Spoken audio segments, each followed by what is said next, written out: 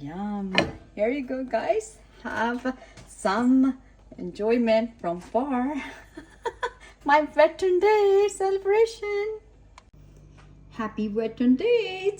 This is how I spent my Veteran Day today.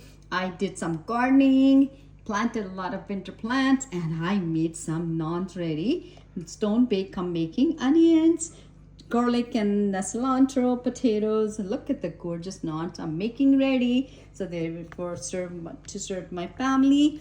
And this is how I'm spending my Veteran Day. Let me know in the comments how you spending your day today. And let me know which naan is your favorite naan.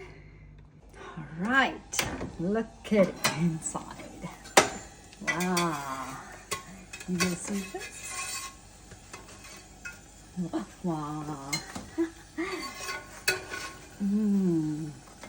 Looking yum.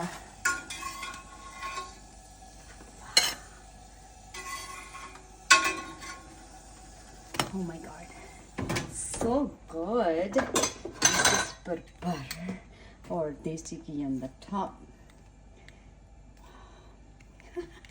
Is somebody's mouth watering over there? Look at that. It's melted. I know I put in the fridge my desi ghee. Look at this.